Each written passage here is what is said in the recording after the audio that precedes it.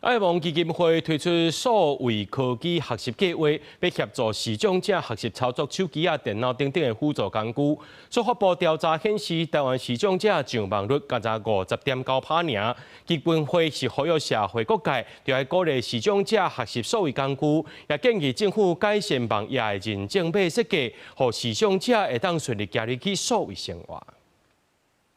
你想看這個風景，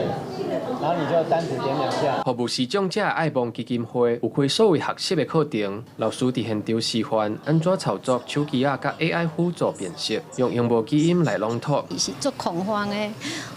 我真正家己乖一年，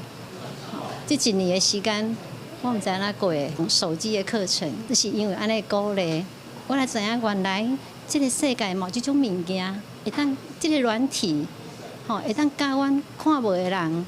會當去體驗。根據所發布2024年的調查，視障者就網率僅50.9%，代表每2個視障者都有1個人無法度用網絡。那安尼視障者佇網絡買賣、叫外送等等日常功能的使用情形，甲看會到的人平均差20%以上，對視障者的生活自主影響誠大。那所發布的調查嘛指出，100個視障者內底，敢若20個人會用手機的軟體輔助，所以基金會推出數位科技學習計劃，教視障者操作手機、電腦，讓視障者會當用網絡找資料，甲親戚50聯絡，落實數位平權。周遭或者是身邊有視障者的朋友或家庭，他們可以多鼓勵視障者去。不要關在家裡，不要覺得什麼事情很困難學不會，因為我們的師資是很專業的。基金會嘛建議政府都要改善網頁認證碼設計，避免敢若外科設計變形，造成視障者常常卡佇這步。嘛，呼籲網頁認證都要建立統一的規格，讓視障者會當順利加入數位的生活，甲社會連結。